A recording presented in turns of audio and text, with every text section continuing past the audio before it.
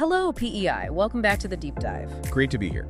We are really excited today, diving into something with just massive potential for all of Atlantic Canada. Absolutely. And look, we couldn't tackle this properly without the fantastic support and, frankly, the research legwork from our sponsor, Mike Montague, RE/MAX Charlottetown. Yeah, huge thanks to Mike.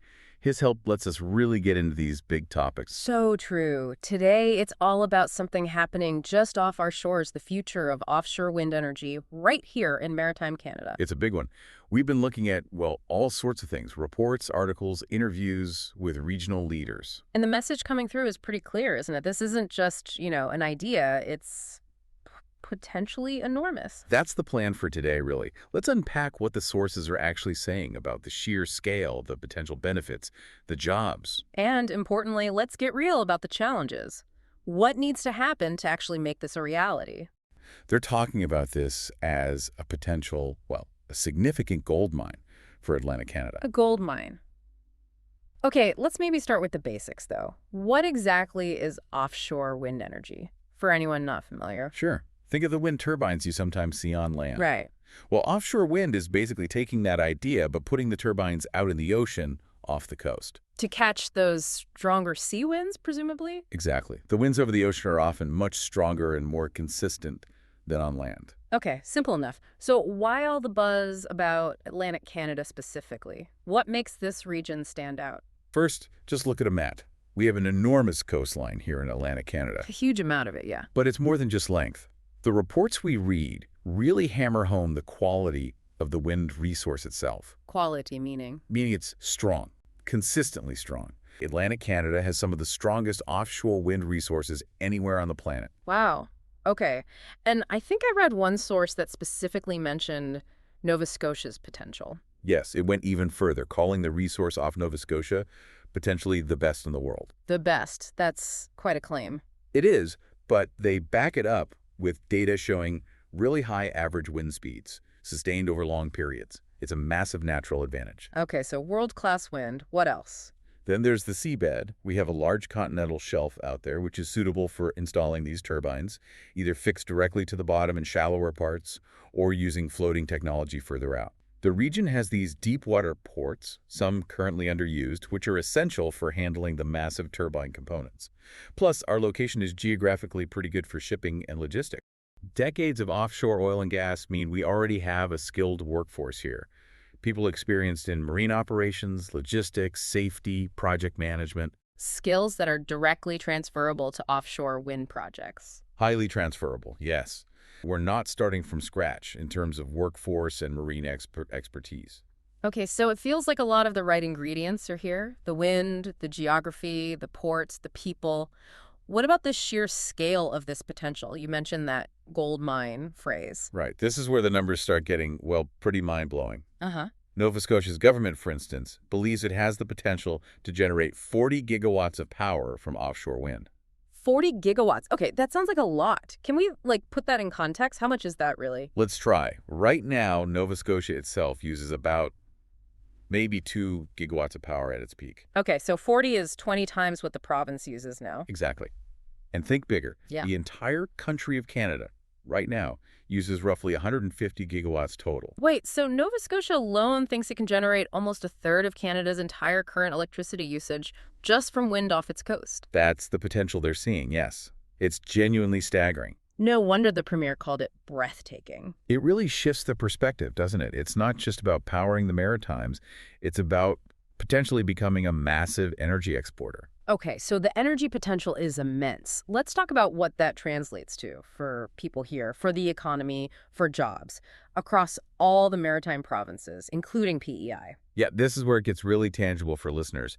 The economic benefits discussed in the reports are significant. Like actual job numbers. One analysis we looked at, commissioned by Marine Renewables Canada, projected potentially up to 6,000 direct and indirect jobs during the peak construction phases, even under just a medium growth scenario. 6,000 jobs. That's substantial for this region. And are these mostly new types of jobs or building on existing skills? A lot of it builds on existing skills. Remember that oil and gas experience. Right. The reports emphasize that we already have companies and workers skilled in marine operations, logistics, environmental science, fabrication, all directly needed for offshore wind. So it's a chance for existing businesses here in the Maritimes to diversify, maybe get into a whole new growing sector. Absolutely. A major opportunity for them to access new revenue streams.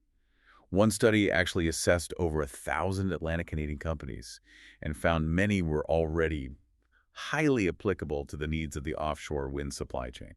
And we're seeing early signs. I think one source mentioned a terminal already handling components. That's right, the Atlantic Canada Bulk Terminal, already involved in handling offshore wind parts.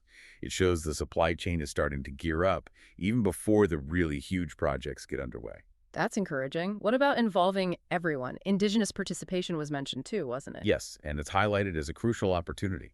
Indigenous businesses bring unique strengths, and there's potential for equity partnerships and projects and major roles in the supply chain. And that assessment you mentioned, did it look at diversity? It did. Found about 16% of the assessed companies were diverse or indigenous owned, showing a base to build on for inclusive growth. That's really important. And just to stress, while NS might have the strongest wind resource, this is very much a regional opportunity, correct? Affecting PEI, New Brunswick, too. Definitely. PEI was part of that supply chain study you mentioned. And the regional energy plans talk about needing new transmission cables connecting the provinces, like to New Brunswick, to handle this power. It requires everyone working together. Makes sense. And all this activity presumably attracts investment. Big time. Significant private capital, potentially billions, just waiting for the green light, waiting for clear regulatory paths and infrastructure plans to invest in this potential. So beyond the jobs and the purely economic side, there's the whole clean energy angle, right? Meeting climate targets. Exactly. This is framed as absolutely key for accelerating clean energy growth here, helping meet emissions reduction targets, and moving away from fossil fuels. Making the region more energy secure in the process. For sure. Less reliance on volatile global fuel markets. And it could power other green industries down the line, like producing green hydrogen. Green hydrogen comes up a lot. And export potential, too. Not just hydrogen, but electricity itself. Yes, there's talk of an Eastern Energy Partnership.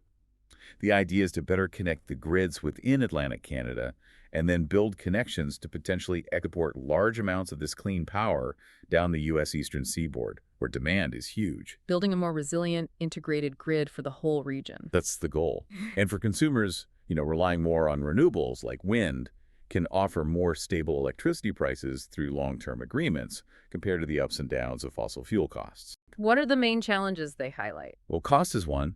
Offshore wind projects typically have higher upfront capital costs than onshore wind or other sources. That gap is narrowing with technology, but it's still significant. Okay, cost. What else? Probably the biggest one mentioned repeatedly is infrastructure, or rather, the lack of it. Meaning the power lines. Exactly. You can generate 40 gigawatts offshore, but you need massive new transmission infrastructure, high voltage cables, substations, to actually get that power to homes and businesses or to export markets.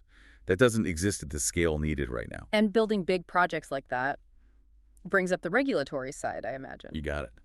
Getting major industrial projects approved and built in Canada, well, it hasn't always been smooth or fast. So investors need certainty that projects can actually get approved in a reasonable time frame. Precisely. They need regulatory clarity and predictability. Without it, that billions of dollars in private capital might just go elsewhere.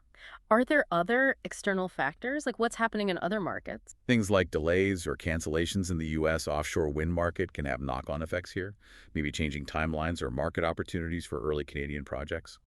Given all that, what do the sources say needs to happen to actually grab this opportunity? How do we capitalize on the gold mine? It boils down to strategic action on multiple fronts. First, massive investment is needed. In that infrastructure, upgrading ports, building those crucial transmission lines. Also, investing in developing the local supply chain further, ensuring companies here are ready. And workforce training, making sure we have the specialized skills needed. Maybe even attracting specialized manufacturing here. Potentially, yeah. Alongside that investment, you need supportive policy. Governments need to create policies that not only allow these projects, but actively encourage local economic benefits and drive innovation within the sector here. Are we seeing any movement on that front? Policy changes? We are seeing some steps. Nova Scotia, for example, brought in legislative changes specifically aimed at speeding up the process for offshore wind bids. And federally, there's Bill C-49, which recently became law. It sets up the regulators for offshore renewables and creates a framework for managing things like leasing the seabed areas. That's seen as a really important step for providing that regulatory certainty developers need. And are the leaders talking? Premiers, the prime minister. Yes, there's a clear message from the Atlantic premiers to Ottawa about the urgent need for significant federal partnership and, crucially, federal investment in that transmission infrastructure. We're talking billions needed there. So federal money is key. And faster decisions, presumably. Absolutely. There's a stated hope mentioned by leaders to get the regulatory process for major projects down to something like a 2-year horizon. Speed is critical to compete globally for investment. It really sounds like collaboration is the watchword here. It absolutely is. Collaboration between provinces, with the federal government, between government and industry, and critically, partnership with indigenous communities. Everyone needs to be pulling in the same direction. Okay, so let's try and wrap this up. What's the big takeaway from digging into all this material? I think the clearest takeaway is that Atlantic Canada is sitting on a truly world-class offshore wind resource. The potential for economic growth, for thousands of jobs across the region, for clean energy leadership, it's immense. But the second part of that takeaway, actually realizing that breathtaking potential isn't guaranteed. It requires overcoming some really significant hurdles, mainly around infrastructure and regulation. Exactly. It demands strategic, large-scale investment, smart policy, and decisive, coordinated action from governments and industry. The opportunity is right there, knocking on our door. It really needs to be actively seized, doesn't it? Yes, it does. Which leads to maybe a final thought for you, our listener, to ponder. Given the undeniable global push for clean energy, and knowing we have this unparalleled wind resource right here, how quickly can Atlantic Canada realistically move from just acknowledging this gold mine to actually building the complex infrastructure, the grids, the ports, the supply chains needed to connect it all up and fully capitalize on this historic moment? That is the multi-billion-dollar question facing the region right now, isn't it? A lot to think about. Thank you for joining us for this deep dive today. It was fascinating to explore, and again, a huge thank you to our sponsor, Mike Montague, Remax Charlottetown. Don't forget you can find more deep dives on topics important to PEI and the Maritimes in our show archive wherever you get your podcasts. And please do hit subscribe. Maybe share this with someone who'd find it interesting. It really helps us keep these conversations going. Thanks again for listening. Until next time.